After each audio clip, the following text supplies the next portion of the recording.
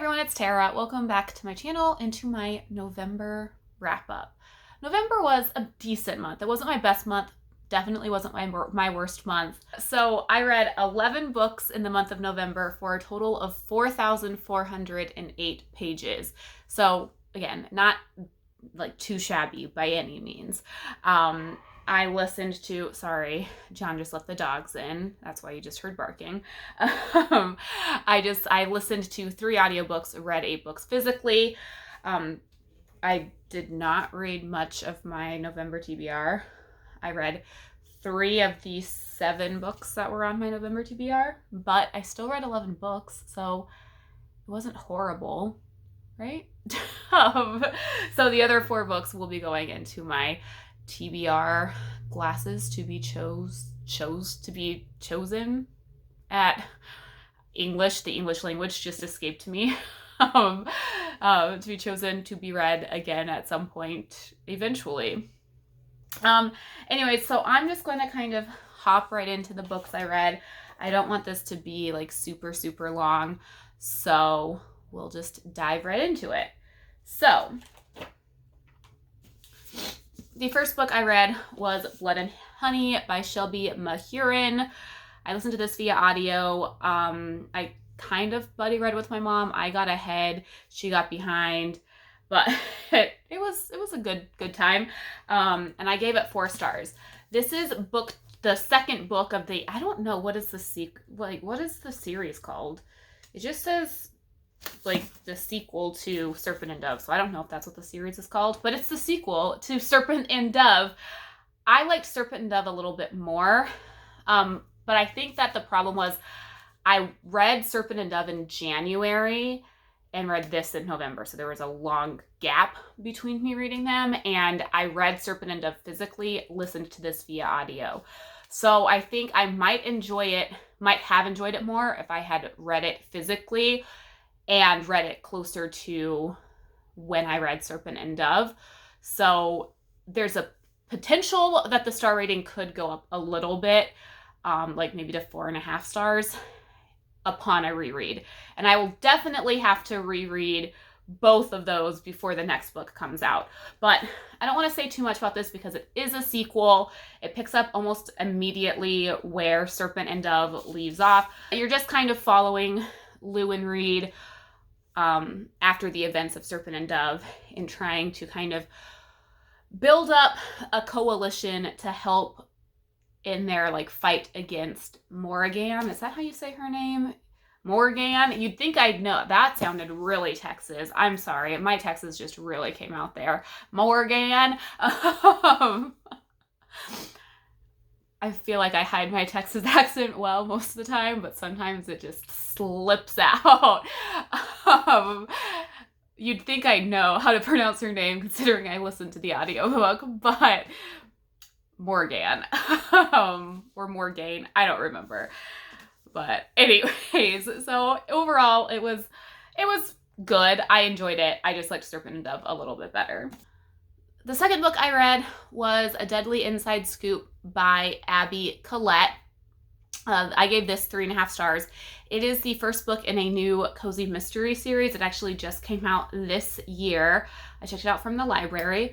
Overall, it was a fine cozy mystery series. It's not my favorite cozy mystery series. That is reserved for Hannah Swinson, but I enjoyed it. You follow, in this book, in the series, you follow Bronwyn. Her family calls her Win, I think. Let me double check that. Win, yes, her family calls her Win. As she is reopening her family's ice cream shop. Like she's just like revamped it, if you will, in Ohio. And so she's reopening this ice cream shop. People are kind of skeptical as to how successful it's going to be because when she reopens it, it's like Halloween time and who wants ice cream in the winter? And the answer is I still do. But it was like, and then of course she stumbles across a dead body and I enjoyed it. She wasn't super, okay, she didn't start off like super invested in figuring out who the killer was until a member of her family gets put on the suspect list. And then she's kind of more motivated. And then she has a friend who's like really wanting to help solve this murder mystery. So I enjoyed it. I thought that the characters were fun. Some diversity. Bronwyn is Black, and she has a friend who is, I want to say a friend who's Asian. And like there was a lot of diversity. There was like a Jewish grandmother in there. Like there was a lot of diversity, which I really enjoyed. I will probably continue the series when more books come out. I mean, it was good. I enjoyed it enough.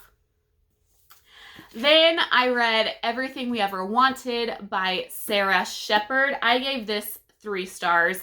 This is the book that I was like hesitant about. If you've watched any of my like vlogs or the video where I talk about like Goodreads ruining my reading, which I'll leave linked down below, because it was very not well rated on Goodreads. And I can kind of see why. It was just kind of middle of the road for me. This book is incredibly character driven, which doesn't bother me too much, but I know it bothers some people, so beware of that. I thought that the book would revolve like more around the scandal that you read about in the back, like on the back in like the synopsis, that like one of the characters is involved in. And I feel like that was kind of a minor detail that the book, like the synopsis made it sound like it was going to be a bigger deal than it was. Like it kind of was like a catalyst for things, but then like it didn't really play a huge part in the plot other than kind of just like jump starting it. So I feel like that was a little bit misleading. So this book follows the Bates McAllister family as their family is dealing with this scandal that one of the sons is involved in, and just kind of the fallout of that, but at the same time, not really. There's a lot of other things, like both in their past and in their present, that play into this family dynamic. And it's really just a story about the family dynamic. It's really all it is. It's fine. It's not great. It's not horrible. It's average. Then book number 4 was Rebel Angels by Libba Bray. I gave this 4 stars. This is book 2 in the Gemma Doyle series. I listened to this via audiobook. Again, I don't want to say too much about this because it is the second book in a series, but it follows Gemma and her friends over Christmas break. It's not at the boarding school or the finishing school. It's kind of their like holiday Christmas vacation, and they end up seeing each other, and more events transpire where they're going to this like magical realm, and it's a good time. I enjoy the characters. I think that it's fun, like going back to like being in high school and having the like Mean Girls clique, which I said when I read the first book. It's a good time. I enjoy it. It's a very quick, easy listen. No complaints. All right, book number 5 was I Work at a Public Library by Gina Sheridan. I gave this 4 stars. There's not really much to say about this.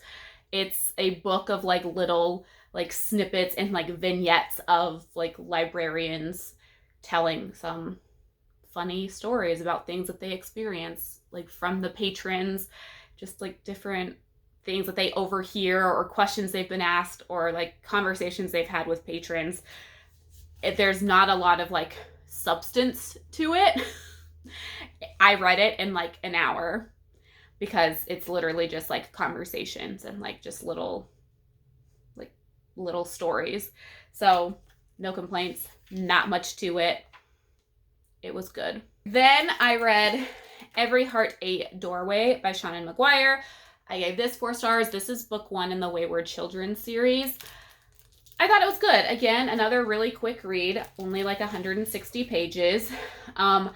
I enjoyed the characters. I enjoyed the premise of these kids like having gone to these other worlds and now coming back to the real world, and kind of how to navigate that when a lot of these kids want to go back to this other world. I liked the kind of like mystery element as to what's going on. I enjoyed that. There was, at the beginning, I thought I wasn't going to like it because I feel like there were some slightly unnecessary conversations about some more sexual things. Like, that was not relevant to the story, in my opinion. But I got past it. It was like a very small little bit towards the beginning, and ended up being really enjoyable. So I look forward to continuing on with this series, seeing what happens next. So, and they're all short like this, so that's nice. So that was that. Then I read A Batter of Life and Death by Ellie Alexander, book 2 in the Bake Shop Mystery series. I gave this 4.5 stars. This follows Jules as she is competing in a like bake-off that's taking place in her town. She was kind of like a last-minute add-in to the competition, and one of the other contestants ends up dead, and she has to figure out, or she tries to figure out, what happened. So I just love cozies. We know this. And I really enjoy Ellie Alexander and her writing. I enjoyed Jules as a character. I enjoy it. It's a good time. Highly recommend. So far, this cozy mystery series, I've only read the first 2 books, but they've both been really solid. I love the setting of Oregon. I love the setting of the bake shop. I love that this was a bake-off, especially because I've been watching the Great British Baking Show. Is that what it's called? Great British Baking Show? The Great British Bake-Off? Whatever it's called. I've been watching that on Netflix. So I was in like the baking competition like zone. And so for this to have that like element, I really enjoyed. So good time.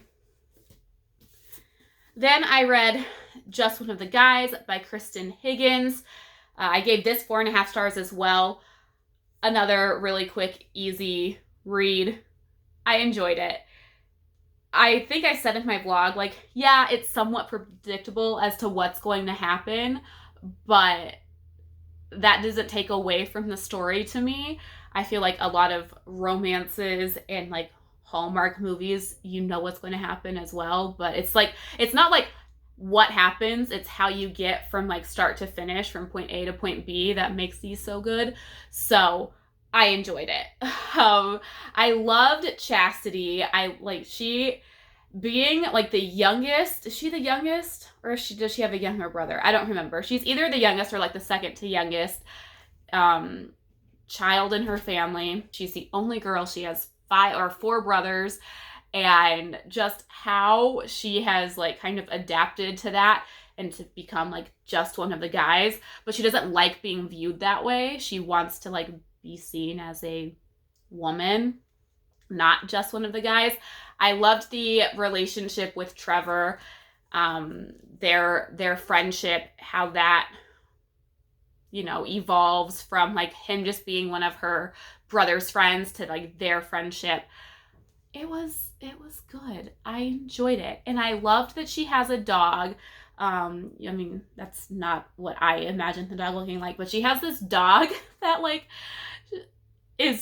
she basically says the dog's ugly, but like so ugly he's cute type thing, or she like so ugly she's cute. And I love it. Like, I love that there was a dog and that the dog played a part in this story, because I love dogs. So really cute, good time. I enjoyed it. Predictable, yes, but still enjoyable. Then I read Thunderhead by Neal Shusterman. Gave this 4.5 stars. I really can't say much about this because it also picks up almost immediately where Scythe leaves off. And I cannot give spoilers because I loved not knowing much about like what was happening in this. after reading Scythe, and whew, some stuff happens. I enjoyed it. I didn't enjoy it as much as Scythe. I gave Scythe 5 stars. I gave this 4.5 stars, but it's good. It's a very good sequel. I will say that. There's like, and Citra, she's my girl. I love her. I love Citra. That's all I'm going to say. I love Citra. Some stuff happens. It's a good time. I need to read the Toll pretty quickly because I want to know how this is going to end. All right, then we have The Invisible Life of Addie LaRue by V.E. Schwab. I gave this 4 stars. There was a lot of hype around this book, and I think I kind of expected to like it a little bit more than I did. I didn't hate it. Again, if you watched my vlogs, you'll kind of know where my thoughts are on this. I enjoyed it. I had a couple problems with, there's a dual timeline kind of, and it like alternates between chapters for the most part. You have present day 2014 Addie LaRue, and you have 1700 Addie LaRue. And I feel like I was more invested in like the present day storyline. I also like, and I feel like I either wanted to only be in the present day, or if the story didn't alternate, but like started at 1700 and worked our way up, I might have liked that more as well. I kind of found myself not paying as much of attention to what was happening in 1700 time, even though I probably should have, because it all comes together in the end. There was also a couple points where you got an additional perspective that wasn't Addie LaRue, and while it was important in the end, I didn't love that because I'm like, why are we all of a sudden adding this new perspective?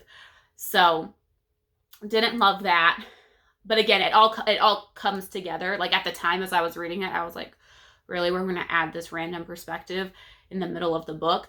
It does like come into play and becomes relevant, but as I was reading it, I was a little bit bummed about that. I also, like, so many people were like, oh, you're gonna cry at the ending. I didn't. I thought it ended well, but I didn't cry. So overall, I mean, I enjoyed it.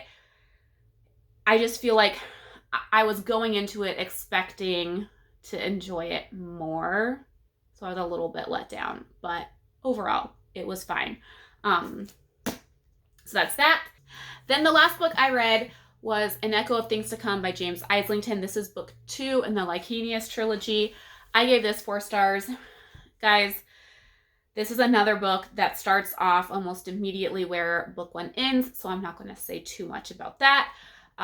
You're still following the 4 main perspectives of Caden, Weir, Asha, and Davian. They've all kind of separated off at the end of book 1. They all kind of came together. Now they've broken off again to accomplish their kind of assigned tasks, and you're just following their individual journeys as they are working to accomplish these tasks. What I should do is when John and I finish book 3, we're reading book 3 in December, I should have him just like give a summary of the series. I'll just like have him film a video with me because there's a lot. I mean, these books are huge. This one was 718 pages. There's just a lot that goes on, and it's hard. I don't read a lot of high fantasy. Let me say that. And with 4 different perspectives and listening to the audiobook, I sometimes get lost as to what's going on. I feel like I probably wouldn't read them if I was reading them physically, so I need to listen to the audiobook, but I get like lost sometimes as to what's going on, because there's just a lot jammed into these pages. I feel like I know the basic like storyline, but there's just a lot of things going on. So I will see if John will like film a little like review of the series or something like that. Once we finish it. He probably will if I ask him nicely. So there's a lot in here, a lot that goes on. I found myself sometimes getting distracted and like zoning out just because I was doing other things while we were listening to the audiobook, like crafting and stuff. But the overall story I really do enjoy. I enjoy the characters. Asha, she's like a strong female. There's actually a few like really strong female characters. Asha's like the main perspective, like the main female perspective. And she's like a strong female character, but there are a couple other really like strong females, which I like in fantasy. I like when like the females are represented. So yeah, it's good. There's just a lot to unpack in these. So there you have it. The 11 books I read in November. Let me know down below how your November was. There was a lot of readathons that happened. Let me know if you participated in any of those. I participated in the Gilmore-a-thon, which was like the week before Thanksgiving. Enjoyed it. So let me know what you participated in, if anything, how your November went. If you have a like wrap up, leave it down below so I can check it out. Anyways, that is it for now. Thank you so much for watching. Until next time, happy reading. Bye.